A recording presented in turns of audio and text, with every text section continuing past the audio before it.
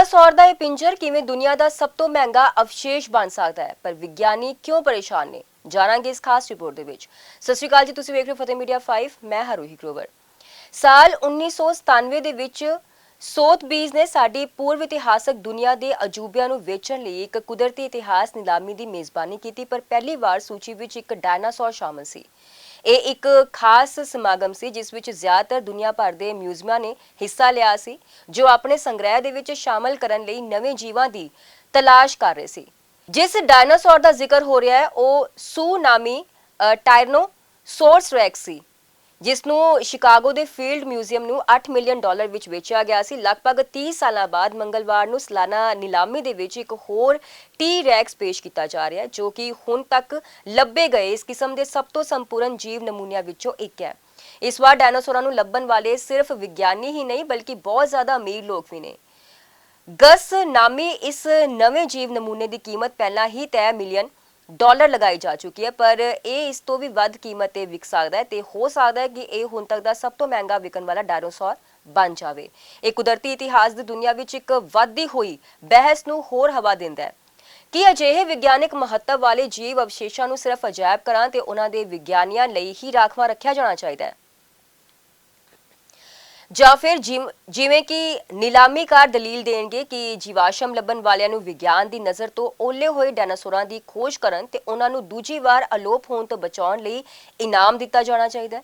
ਸੋਥਬੀਜ਼ ਵਿਖੇ ਕੁਦਰਤ ਇਤਿਹਾਸ ਦੀ ਗਲੋਬਲ ਹੈਡ ਕਸੈਂਡਰਾ ਹੈਟਨ ਚੰਗੀ ਤਰ੍ਹਾਂ ਜਾਣਦੀ ਹੈ ਕਿ ਕੁਝ ਜੀਵ ਅਵਸ਼ੇਸ਼ ਵਿਗਿਆਨੀ ਇਹਨਾਂ ਜੀਵਾਂ ਦੀ ਖੋਜ ਵਿੱਚ ਕਿਸ ਹੱਦ ਤੱਕ ਜਾਣ ਲਈ ਤਿਆਰ ਰਹਿੰਦੇ ਨੇ। ਉਹ ਕਹਿੰਦੀ ਹੈ ਕਿ ਖੁਦਾਈ ਦੌਰਾਨ ਲੋਕਾਂ ਦੀ ਮੌਤ ਵੀ ਹੋ ਜਾਂਦੀ ਹੈ ਤੇ ਇਹਨਾਂ ਵਿੱਚੋਂ ਬਹੁਤ ਸ਼ਿਕਾਰੀਆਂ ਦੇ ਲਈ ਸਭ ਤੋਂ ਵੱਡਾ ਇਨਾਮ ਟੀ ਰੈਕਸ ਹੀ ਹੁੰਦਾ ਹੈ। ਲੱਖਾਂ ਸਾਲ ਪਹਿਲਾਂ ਰਹਿਣ ਵਾਲੇ ਇਸ ਡਾਇਨਾਸੌਰ ਨੂੰ ਕਿਸੇ ਜਾਣ ਪਛਾਣ ਦੀ ਲੋੜ ਨਹੀਂ ਹੈ, ਕਿਉਂਕਿ ਕਿੰਗ ਕੌਂਗ ਤੇ ਜੁਰਾਸਿਕ ਪਾਰਕ ਜਿਹੀਆਂ ਫਿਲਮਾਂ ਦੇ ਵਿੱਚ ਨਜ਼ਰ ਆ ਕੇ ਤੇ ਇੱਕ ਅੰਗਰੇਜ਼ੀ ਰੌਕ ਬੈਂਡ ਦੇ ਨਾਮ ਵਜੋਂ ਇਹ ਸਾਡੇ ਸੱਭਿਆਚਾਰ ਦੇ ਵਿੱਚ ਹਮੇਸ਼ਾ ਲਈ ਅਮਰ ਹੋ ਚੁੱਕਿਆ ਹੈ। ਉਹ ਦੱਸਦੀ ਹੈ ਕਿ ਇਹਨਾਂ ਅਵਸ਼ੇਸ਼ਾਂ ਦੀ ਭਾਲ ਕਰਨ ਵਾਲੇ ਲੋਕ ਆਪਣੇ ਬੈਕਪੈਕ ਵਿੱਚ ਤੰਬੂ ਤੇ ਖਾਣਾ ਲੈ ਕੇ ਮਹੀਨਿਆਂ ਬੱਧੀ ਫੀਲਡ ਵਿੱਚ ਬਿਤਾਉਂਦੇ ਨੇ ਤੇ ਉਹ ਜ਼ਹਿਰੀਲੇ ਸੱਪਾਂ, ਕੀੜੇ ਮਕੌੜਿਆਂ ਤੇ ਪਹਾੜੀ ਸ਼ੇਰਾਂ ਦੇ ਵਿਚਾਲੇ ਬਿਲਕੁਲ ਸੁਨਸਾਨ ਥਾਵਾਂ ਤੇ ਕੈਂਪ ਲਗਾ ਕੇ ਰਹਿੰਦੇ ਨੇ। ਇਹ ਸਾਊਥ ਡਕੋਟਾ ਦਾ ਬੈਂਡਲੈਂਡਸ ਇਲਾਕਾ ਹੈ, ਜਿੱਥੇ ਸਾਡੀ ਧਰਤੀ ਤੇ ਘੁੰਮਣ ਦੇ 67 ਮਿਲੀਅਨ ਸਾਲਾਂ ਬਾਅਦ ਆਖਰਕਾਰ ਗਸ ਦੀ ਖੋਜ ਕੀਤੀ ਗਈ ਸੀ। 20 ਸਾਲਾਂ ਤੋਂ ਜੀਵ ਅਵਸ਼ੇਸ਼ਾਂ ਨੂੰ ਇਕੱਠਾ ਕਰਨ ਤੇ ਉਹਨਾਂ ਨੂੰ ਸੁਰੱਖਿਅਤ ਰੱਖਣ ਦਾ ਕੰਮ ਕਰ ਰਹੇ ਪੈਲੀਓਟੋਲੋਜਿਸਟ ਡਾਕਟਰ ਫਿਆਨ ਸਮਿਥਵਿਕ ਸਮਝਾਉਂਦੇ ਨੇ, ਪਰ ਇਸ ਨੂੰ ਲੱਭਣਾ ਸਭ ਤੋਂ ਸੌਖਾ ਹੈ। ਉਹ ਕਹਿੰਦੇ ਨੇ ਅਚਾਨਕ ਜ਼ਮੀਨ ਵਿੱਚੋਂ ਬਾਹਰ ਆਉਣ ਤੇ ਜੀਵ ਅਵਸ਼ੇਸ਼ ਆਪਣਾ ਸੰਤੁਲਨ ਗਵਾ ਦਿੰਦੇ ਨੇ, ਜਿਸ ਕਰਕੇ ਉਹ ਖਰਾਬ ਹੋਣ ਤੇ ਟੁੱਟਣੇ ਸ਼ੁਰੂ ਹੋ ਜਾਂਦੇ ਨੇ। ਇਹ ਪ੍ਰਕਿਰਿਆ ਜੀਵਾਸ਼ਮ ਦੇ ਤੇਜ਼ੀ ਨਾਲ ਵਿਗੜਨ ਦਾ ਕਾਰਨ ਬਣਦੀ ਹੈ। ਥਾਮਸ ਹਾਈਟ ਕੈਂਪ ਤੇ ਗਸ ਦੀ ਖੋਜ ਕਰਨ ਵਾਲੀ ਟੀਮ ਨੇ 3 ਸਾਲ ਬੜੀ ਸਾਵਧਾਨੀ ਨਾਲ ਖੁਦਾਈ ਕਰਨ ਦੇ ਵਿੱਚ ਬਿਤਾਏ। ਇਸ ਟੀਮ ਦਾ ਨਾਮ ਮਰਹੂਮ ਗੈਰੀ ਗਸ ਲਿੰਕਿੰਗ ਦੇ ਨਾਮ ਤੇ ਰੱਖਿਆ ਗਿਆ ਸੀ, ਜੋ ਕਿ ਇੱਕ ਪਸ਼ੂ ਪਾਲਕ ਸਨ ਤੇ ਜਿਨ੍ਹਾਂ ਦੀ ਜ਼ਮੀਨ ਤੇ ਇਹ ਮਿਲਿਆ ਸੀ। ਕਸੈਂਡਰਾ ਹੈਟਨ ਸਮਝਾਉਂਦੀ ਹੈ ਕਿ ਪਰ ਇਹ ਪੂਰਾ ਸਾਲ ਨਹੀਂ ਚੱਲਦਾ, ਤੁਸੀਂ ਸਿਰਫ ਖੁਦਾਈ ਦੇ ਮੌਸਮ ਦੌਰਾਨ ਹੀ ਖੁਦਾਈ ਕਰ ਸਕਦੇ ਹੋ ਤੇ ਇਸ ਲਈ ਤੁਹਾਨੂੰ ਉਦੋਂ ਤੱਕ ਉਡੀਕ ਕਰਨੀ ਪੈਂਦੀ ਹੈ ਜਦੋਂ ਤੱਕ ਜੰਮੀ ਹੋਈ ਜ਼ਮੀਨ ਪਿਘਲ ਨਹੀਂ ਜਾਂਦੀ, ਤੇ ਫਿਰ ਤੁਹਾਨੂੰ ਉਦੋਂ ਤੱਕ ਬਹੁਤ ਤੇਜ਼ੀ ਨਾਲ ਖੁਦਾਈ ਕਰਨੀ ਪੈਂਦੀ ਹੈ ਜਦੋਂ ਤੱਕ ਜ਼ਮੀਨ ਦੁਬਾਰਾ ਜੰਮ ਨਹੀਂ ਜਾਂਦੀ। 2023 ਵਿੱਚ ਖੁਦਾਈ ਦਾ ਕੰਮ ਪੂਰਾ ਹੋ ਗਿਆ ਸੀ, ਪਰ ਟੀਮ ਹਾਲੇ ਵੀ ਜੀਵਾਸ਼ਮ ਨੂੰ ਸੁਰੱਖਿਅਤ ਬਾਹਰ ਕੱਢਣ ਦੀ ਪ੍ਰਕਿਰਿਆ ਦੇ ਅੱਧ ਵਿਚਾਲੇ ਹੀ ਪਹੁੰਚੀ ਸੀ। ਇਸ ਤੋਂ ਬਾਅਦ ਉਹਨਾਂ ਨੇ ਲੈਬ ਦੇ ਵਿੱਚ ਵਾਪਸ ਆ ਕੇ ਟੀ ਰੈਕਸ ਦੇ ਦਸਤਾਵੇਜ਼ ਤਿਆਰ ਕਰਨ ਤੇ ਉਸ ਦੀ ਬਣਤਰ ਨੂੰ ਦੁਬਾਰਾ ਖੜਾ ਕਰਨ ਦੇ ਵਿੱਚ ਹੋਰ 3 ਸਾਲ ਬਿਤਾਏ। ਮੰਗਲਵਾਰ ਨੂੰ ਹੋਣ ਵਾਲੀ ਨਿਲਾਮੀ ਇਸ ਟੀਮ ਦੇ ਲਈ ਇੱਕ ਵੱਡੀ ਕਮਾਈ ਦਾ ਦਿਨ ਹੋਵੇਗਾ, ਜਿਸ ਦੀ ਲੰਮੇ ਸਮੇਂ ਤੋਂ ਉਡੀਕ ਕੀਤੀ ਜਾ ਰਹੀ ਸੀ ਤੇ ਇਹ ਹੁਣ ਤੱਕ ਦੀ ਸਭ ਤੋਂ ਵੱਡੀ ਕਮਾਈ ਹੋ ਸਕਦੀ ਹੈ। ਗਸ ਦੀ ਪ੍ਰੀ ਸੇਲ ਕੀਮਤ ਸਭ ਤੋਂ ਵੱਧ $30 ਮਿਲੀਅਨ ਲਗਾਈ ਗਈ ਹੈ। ਡਾਇਨਾਸੌਰ ਦੀ ਨਿਲਾਮੀ ਦਾ ਰਿਕਾਰਡ ਇਸ ਸਮੇਂ ਐਪੈਕਸ ਦੇ ਨਾਮ ਹੈ, ਜੋ ਕਿ ਇੱਕ ਸਟੈਗੋਸੌਰਸ ਸੀ, ਜਿਸ ਨੂੰ 2024 ਵਿੱਚ ਸੋਥਬੀਜ਼ ਵੱਲੋਂ $44.6 ਮਿਲੀਅਨ ਵਿੱਚ ਵੇਚਿਆ ਗਿਆ ਸੀ, ਪਰ ਇਹ ਕੀਮਤ ਨਿਲਾਮੀ ਵਿੱਚ ਜਾਣ ਵੇਲੇ ਲਗਾਈ ਗਈ ਇਸ ਦੀ ਅਸਲ ਅਨੁਮਾਨਿਤ ਕੀਮਤ ਨਾਲੋਂ 11 ਗੁਣਾ ਜ਼ਿਆਦਾ ਸੀ। ਜੇਕਰ ਤੁਸੀਂ ਇਸ ਵਾਰ ਬੋਲੀ ਲਗਾਉਣਾ ਚਾਹੁੰਦੇ ਹੋ ਤਾਂ ਤੁਹਾਡੀ ਸ਼ੁਰੂਆਤੀ ਪੇਸ਼ਕਸ਼ $19 ਮਿਲੀਅਨ ਤੋਂ ਘੱਟ ਨਹੀਂ ਹੋ ਸਕਦੀ। ਅਵਸ਼ੇਸ਼ਾਂ ਦਾ ਵਪਾਰ ਕਰਨ ਵਾਲੇ ਦੁਨੀਆ ਦੇ ਸਭ ਤੋਂ ਪੁਰਾਣੇ ਤੇ ਸਭ ਤੋਂ ਵੱਡੇ ਅਜਾਇਬ ਘਰਾਂ ਦੇ ਲਈ ਵੀ ਇਹ ਕੀਮਤ ਪਹੁੰਚ ਤੋਂ ਬਾਹਰ ਹੈ। ਲੰਡਨ ਦੇ ਨੈਚੁਰਲ ਹਿਸਟਰੀ ਮਿਊਜ਼ੀਅਮ ਦੀ ਡਾਇਨਾਸੌਰ ਖੋਜਕਰਤਾ ਪ੍ਰੋਫੈਸਰ ਸੁਜ਼ੈਨ ਮੈਡਮੈਂਟ ਮੁਤਾਬਿਕ ਅਵਸ਼ੇਸ਼ਾਂ ਦੀਆਂ ਵਾਧੀਆਂ ਕੀਮਤਾਂ ਕਰਕੇ ਖੋਜਕਰਤਾਵਾਂ ਲਈ ਉਹਨਾਂ ਤੱਕ ਪਹੁੰਚ ਕਰਨਾ ਬਹੁਤ ਮੁਸ਼ਕਲ ਹੋ ਗਿਆ ਹੈ। ਸਥਿਤੀ ਕਰਕੇ ਅਜਾਇਬ ਘਰਾਂ ਦੇ ਲਈ ਮਹੱਤਵਪੂਰਨ ਨਮੂਨੇ ਹਾਸਲ ਕਰਨਾ ਇੱਕ ਵੱਡੀ ਚੁਣੌਤੀ ਬਣ ਗਿਆ ਹੈ। 5 ਸਭ ਤੋਂ ਮਹਿੰਗੇ ਡਾਇਨਾਸੌਰ ਜੋ ਨਿਲਾਮੀ ਦੇ ਵਿੱਚ ਵੇਚੇ ਗਏ ਸਨ, ਉਹ ਸਾਰੇ ਸਾਲ 2020 ਤੋਂ ਬਾਅਦ ਹੀ ਵੇਚੇ ਗਏ ਨੇ। ਇਹਨਾਂ ਵਿੱਚ ਸਟੈਨ ਨਾਮੀ ਇੱਕ ਟੀ ਰੈਕਸ ਵੀ ਸ਼ਾਮਲ ਹੈ, ਜਿਸ ਨੂੰ 2020 ਦੇ ਵਿੱਚ 31.8 ਮਿਲੀਅਨ ਡਾਲਰ ਵਿੱਚ ਵੇਚਿਆ ਗਿਆ ਸੀ, ਜਦਕਿ ਉਸ ਦੀ ਅਨੁਮਾਨਿਤ ਕੀਮਤ 6 ਤੋਂ 8 ਮਿਲੀਅਨ ਡਾਲਰ ਰੱਖੀ ਗਈ ਸੀ। ਉਹ ਕਹਿੰਦੀ ਹੈ ਕਿ ਇਹ ਵਾਕਈ ਇੱਕ ਵੱਡੀ ਸਮੱਸਿਆ ਹੈ। ਪ੍ਰੋਫੈਸਰ ਮੈਡਮੈਂਟ ਸਮਝਾਉਂਦੀ ਹੈ ਕਿ ਅਸਲੀ ਜੀਵਾਸ਼ਮ ਨੂੰ ਹਾਸਲ ਕਰਨ ਦਾ ਕੋਈ ਬਦਲ ਨਹੀਂ ਹੈ। ਜੇਕਰ ਅਸੀਂ ਕਿਸੇ ਵੀ ਤਰ੍ਹਾਂ ਦੀ ਖੋਜ ਕਰਨੀ ਹੈ ਤਾਂ ਸਭ ਤੋਂ ਪਹਿਲੀ ਚੀਜ਼ ਜੋ ਸਾਨੂੰ ਚਾਹੀਦੀ ਹੈ ਉਹ ਹੈ ਸਰੀਰਕ ਬਣਤਰ ਨੂੰ ਸਮਝਣਾ। ਸਾਨੂੰ ਇਹ ਜਾਣਨ ਦੀ ਲੋੜ ਹੈ ਕਿ ਅਸਲ ਕੀ ਹੈ। ਉਹ ਕਹਿੰਦੀ ਹੈ ਕਿ ਪੋਲੀਓ ਬਾਇਓਲੋਜੀ ਜੋ ਧਰਤੀ ਦੇ ਪਿਛਲੇ ਸਮੇਂ ਦੇ ਵਿੱਚ ਰਹਿਣ ਵਾਲੇ ਜੀਵਨ ਦਾ ਅਧਿਐਨ ਹੈ, ਕਦੇ ਵੀ ਇੰਨੀ ਮਹੱਤਵਪੂਰਨ ਨਹੀਂ ਰਹੀ। ਉਹ ਕਹਿੰਦੀ ਹੈ ਕਿ ਅਸੀਂ ਇਸ ਵੇਲੇ ਸੰਭਵ ਤੌਰ ਤੇ ਇੱਕ ਵੱਡੇ ਪੱਧਰ ਤੇ ਹੋ ਰਹੇ ਜੀਵ ਵਿਨਾਸ਼ ਦੇ ਦੌਰ ਦੇ ਵਿੱਚ ਅਸੀਂ ਆਪਣੇ ਵਾਤਾਵਰਣ ਨੂੰ ਬਹੁਤ ਤੇਜ਼ੀ ਨਾਲ ਬਦਲ ਰਹੇ ਹਾਂ। ਅਤੀਤ ਹੀ ਅਸਲ ਦੇ ਵਿੱਚ ਇੱਕੋ ਇੱਕ ਤਜਰਬਾਤੀ ਡੇਟਾ ਹੈ ਜੋ ਸਾਨੂੰ ਇਹ ਦੱਸ ਸਕਦਾ ਹੈ ਕਿ ਇਸ ਵੇਲੇ ਤੇ ਭਵਿੱਖ ਦੇ ਵਿੱਚ ਕੀ ਹੋ ਰਿਹਾ ਹੈ। ਇਹ ਸਿਰਫ ਵਿਗਿਆਨੀਆਂ ਤੇ ਪੈਣ ਵਾਲਾ ਪ੍ਰਭਾਵ ਹੈ। ਪ੍ਰੋਫੈਸਰ ਮੈਡਮੈਂਟ ਕਹਿੰਦੀ ਹੈ ਕਿ ਆਮ ਲੋਕਾਂ ਲਈ ਵੀ ਅਜਾਇਬ ਘਰ ਵਿੱਚ ਡਾਇਨਾਸੌਰ ਦੀਆਂ ਅਸਲੀ ਹੱਡੀਆਂ ਨੂੰ ਵੇਖ ਸਕਣਾ ਉਹਨਾਂ ਨੂੰ ਕੁਦਰਤੀ ਦੁਨੀਆ ਨਾਲ ਜੁੜਨ ਦੇ ਵਿੱਚ ਮਦਦ ਕਰਦਾ ਹੈ।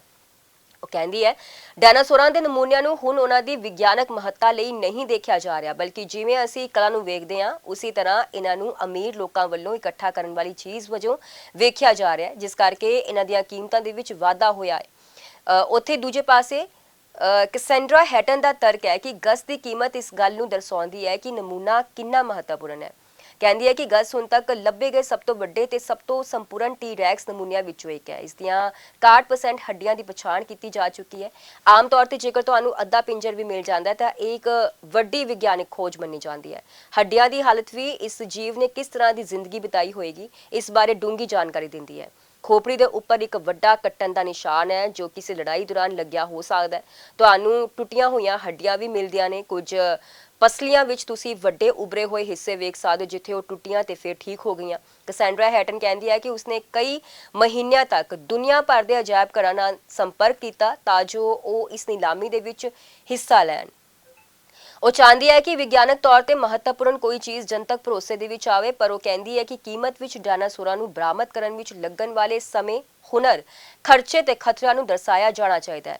ਬਹੁਤ ਸਾਰੇ ਖੁਦਾਈ ਕਰਨ ਵਾਲਿਆਂ ਲਈ ਇਹਨਾਂ ਵਿੱਚੋਂ ਕੁਝ ਲੋਕ ਬਹੁਤ ਮੁਸ਼ਕਲ ਹਾਲਾਤਾਂ ਵਿੱਚ ਜੀਵਨ ਬਿਤਾਉਂਦੇ ਨੇ। ਉਹ ਅਮੀਰ ਲੋਕ ਨਹੀਂ ਨੇ, ਉਹਨਾਂ ਨੂੰ ਆਪਣਾ ਪੈਸਾ ਖੁਦ ਲਗਾਉਣਾ ਪੈਂਦਾ ਹੈ। ਇਹ ਅਰਬਪਤੀ ਲੋਕ ਨਹੀਂ ਹਨ ਜੋ ਇਹਨਾਂ ਨੂੰ ਖੋਦ ਕੇ ਕੱਢ ਰਹੇ ਨੇ, ਪਰ ਇਹਨਾਂ ਨੂੰ ਖਰੀਦਣ ਵਾਲੇ ਅਰਬਪਤੀ ਨੇ। ਐਪੈਕਸ ਜੋ ਕਿ ਇੱਕ ਸਟੈਗੋਸੌਰਸ ਸੀ, ਉਸਨੂੰ ਹੈਜ ਫੰਡ ਸਿਟਾਡੇਲ ਦੇ ਸੰਸਥਾਪਕ ਤੇ ਮੁੱਖ ਕਾਰਜਕਾਰੀ ਅਧਿਕਾਰੀ ਕੈਨੇਥ ਗ੍ਰਿਫਿਨ ਨੇ ਨਿਲਾਮੀ ਦੇ ਵਿੱਚ ਖਰੀਦਿਆ ਸੀ। ਇਸ ਤੋਂ ਬਾਅਦ ਗ੍ਰਿਫਿਨ ਨੇ ਐਪੈਕਸ ਨੂੰ 4 ਸਾਲਾਂ ਲਈ American museum of natural history ਨੂੰ ਉਧਾਰ ਦਿੱਤਾ। ਡਾਕਟਰ ਸਮਿਥਵਿਕ ਜੋ ਪੇਸ਼ੇਵਰ ਤੌਰ ਤੇ ਜੀਵਾਸ਼ਮਾਂ ਨੂੰ ਬਰਾਮਦ ਕਰਦੇ ਤੇ ਵੇਚਦੇ ਨੇ, ਸਮਝਾਉਂਦੇ ਨੇ ਕਿ ਅਜਾਇਬ ਘਰ ਲੰਮੇ ਸਮੇਂ ਤੋਂ ਆਪਣੇ ਵਿਗਿਆਨਕ ਤੇ ਕਲਾ ਸੰਗ੍ਰਹਿ ਨੂੰ ਬਣਾਉਣ ਦੇ ਲਈ ਅਮੀਰ ਲੋਕਾਂ ਵੱਲੋਂ ਵਸੀਅਤ ਰਾਹੀਂ ਦਿੱਤੀਆਂ, ਉਧਾਰ ਦਿੱਤੀਆਂ ਜਾਂ ਦਾਨ ਕੀਤੀਆਂ ਚੀਜ਼ਾਂ ਤੇ ਨਿਰਭਰ ਰਹੇ ਨੇ।